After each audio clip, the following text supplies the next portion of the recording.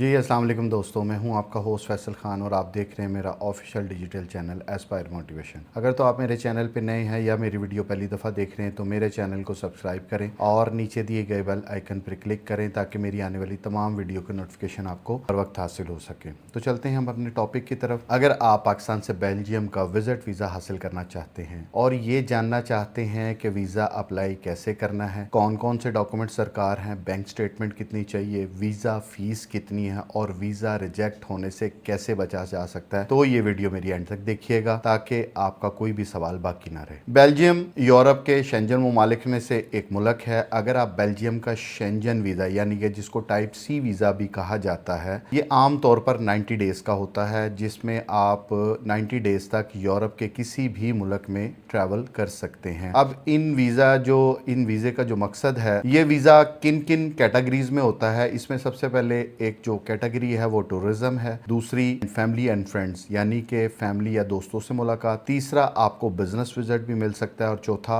आप transit visa भी हासिल कर सकते हैं। पांचवा तो आप या किसी इवेंट का इनविटेशन मंगवा सकते हैं या किसी कॉन्फ्रेंस का इनविटेशन मंगवा सकते हैं। इन चार कैटेगरीज के अंदर आप वीज़ा इजीली अप्लाई कर सकते हैं। अब हम बात करते हैं कि आपको कौन कौन से ज़रूरी डॉक्यूमेंट्स चाहिए बेल्जियम के वीज़ा अप्लाई करने के लिए। इसमें जो सबसे ज़रूरी डॉक्यूमेंट्स हैं उसमें कम से कम आपके पास 6 माह का जो वैलिडिटी के साथ पासपोर्ट होना चाहिए। मुकम्मल वीज़ा जो फॉर्म है उसकी फिलिंग, मतलब आपके पास जो है वीज़ा फॉर्म फिल होना चाहिए। उसके बाद आपके पास एक पासपोर्ट साइज तस्वीर होनी चाहिए जो कि वाइट बैकग्राउंड की हो। उसके बाद आपके पास एक फ़्लाइट रिजर्वेशन होनी चाहिए जो कि आपकी रिटर्न फ़्लाइट होनी चाहिए और इसके साथ आपकी होटल बुकिंग लाजमी है। कंफर्म हो कि आपने किस डेट को यहाँ से रवाना होना है और किस तारीख को आपने वापसी करनी है। इसके साथ जो है आपकी ट्रैवल इंश्योरेंस वो लाजमी दरकार है। उसके बाद आपकी लास्ट 6 मंथ की बैंक स्टेटमेंट जो कि रिक्वायर्ड है और बैंक मेंटेनेंस लेटर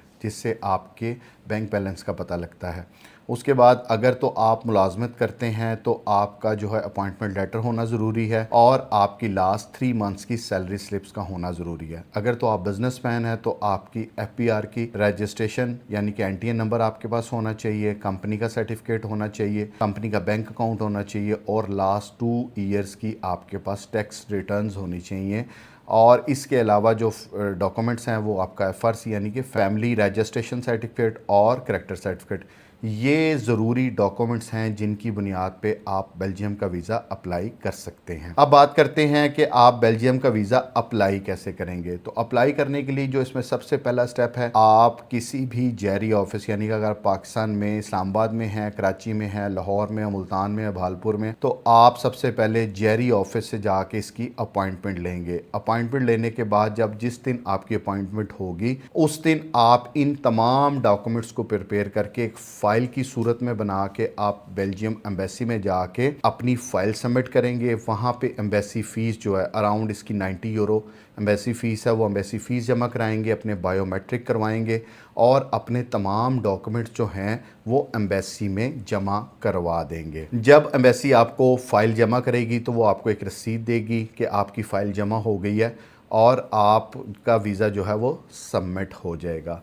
अब इसमें जो बहुत इम्पॉर्टेंट बात है कि अक्सर लोग मुझसे पूछते हैं कि सर हमारे अकाउंट में पैसे कितने होने चाहिए। तो देखें, इसमें कोई सरकारी या एम्बेसी की तरफ से तो कोई रिक्वायरमेंट नहीं है कि आपके पास पैसे कितने होने चाहिए, लेकिन आपकी एक माली हैसियत जो है वो एक मजबूत नज़र आनी चाहिए कि आपके पास जो बैंक स्टेटमेंट है वो स्ट्रॉन्ग होनी चाहिए और बिल्कुल भी यानी कि जब जिन सफ़र पे जिस मुल्क के लिए आप सफ़र पे जा रहे हैं उस मुल्क के आप सफ़र के अखराजात बर्दाश्त कर सकते हो, इतनी अमाउंट आपके पास होनी चाहिए। और अचानक जो है बैंक स्टेटमेंट वो उसमें अचानक आपने यानी कि अगर आपने वीज़ा अप्लाई करना है तो उससे 1 हफ़्ता पहले 2 हफ़्ते पहले आपने 10-20 लाख 50 लाख रुपए नहीं जमा करा देना अकाउंट में। अकाउंट जो है एक नॉर्मल अकाउंट चलना चाहिए जिसमें आपकी ट्रांजैक्शंस हो रही हों, आ रही हों, जा रही हों। एक नॉर्मल जो है बैंक स्टेटमेंट होनी चाहिए। कोई भी आपने जाली डॉक्यूमेंट्स, फेक डॉक्यूमेंट्स नहीं लगाना वीज़ा अप्लाई करने में, क्योंकि अगर एक भी डॉक्यूमेंट्स आपका फेक हुआ तो आपका वीज़ा रिफ्यूज़ होने के चांसेस बहुत ज़्यादा होते हैं। तो ये सारी मालूमात जो हैं, इसी तरह अगर आप अप्लाई करना चाहते हैं तो आपने ये सारी चीज़ों को मद्देनज़र रखना है। अब बात करते हैं कि विजिट वीज़ा जो है उसके अप्लाई करने की क्या उम्र होनी चाहिए। देखें, बहुत से लोग बहुत सी चीज़ों का ख्याल नहीं रखते। इसमें सबसे इंपॉर्टेंट ये है कि अगर तो आप पाकिस्तान में बिजनेस कर रहे हैं तो डेफिनेटली आपका बिजनेस रजिस्टर्ड होगा पाकिस्तान में। अगर पाकिस्तान में रजिस्टर्ड होगा तो आप बिजनेस यानी कि आपका बिजनेस अकाउंट भी होगा। अगर आप बिजनेस जेन्युइनली बिजनेस कर रहे हैं, आपका बिजनेस अकाउंट भी मौजूद है, तो आपका जो है इजीली मालूम हो जाता है कि आप पाकिस्तान में वाकई बिजनेसमैन है। जब एक शख्स उसकी उम्र 19 से 21 साल है, 22 साल है, तो वैसे भी पाकिस्तान के एतबार से भी या पूरी दुनिया के एतबार से भी वो एक बिजनेसमैन नहीं हो सकता। जिसकी उम्र 19 से 21-22 साल है वो एक स्टूडेंट के तौर पे जा सकता है। अगर आपकी उम्र 19, 20, 21, 22, 23, 24, 25 साल है तो आपको बिल्कुल भी विज़िट वीज़ा अप्लाई नहीं करना चाहिए, क्योंकि आप विज़िट वीज़े के लिए कम से कम जो उम्र 25 साल से ऊपर होनी चाहिए और जो है आपके तमाम डॉक्यूमेंट्स मौजूद होने चाहिए। आपसे गुजारिश है, हर वीडियो में गुजारिश ये करता हूँ कि अगर आपके पास डॉक्यूमेंट्स नहीं हैं तो आप अपने डॉक्यूमेंट्स बनवाने पे तवज्जो दें, अपने डॉक्यूमेंट्स को कंप्लीट करें, अपने डॉक्यूमेंट्स पे तवज्जो दें। पहले आपके डॉक्यूमेंट्स बनेंगे, उसके बाद आप वीज़ा अप्लाई करेंगे।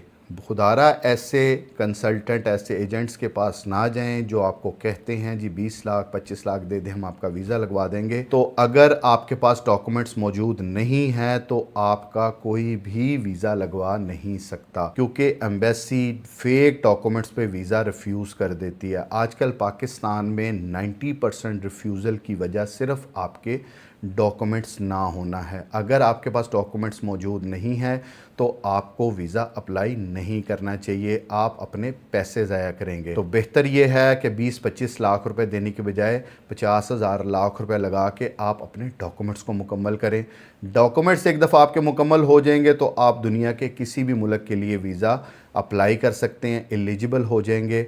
एक दफ़ा अप्लाई करें, 2 दफ़ा अप्लाई करें, तीसरी दफ़ा फिर भी अगर नहीं होता तो तीसरी चौथी दफ़ा आपको वीज़ा मिल जाएगा। लेकिन फिर भी आपके उतने पैसे नहीं लगेंगे जितने एजेंट्स या जो हमारे लोग बैठे हुए हैं जो बड़े बड़े बहुत बहुत ज़्यादा पैसे मांगते हैं, फिर भी आपके इतने पैसे नहीं लगते। सिर्फ आपके डॉक्यूमेंट्स मौजूद होने चाहिए, कंसल्टेंसी पे काम करवाएं। उम्मीद करता हूँ आपको ये वीडियो अच्छी लगी होगी। अगर आपने वीज़ा हमसे अप्लाई करवाना है, हमसे फ़ाइल तैयार करवानी है तो स्क्रीन पे दिए नंबर पर रब्ता करें। और उम्मीद करता हूँ आपको वीडियो अच्छी लगी होगी। मिलेंगे अगली वीडियो में। अल्लाह हाफिज़।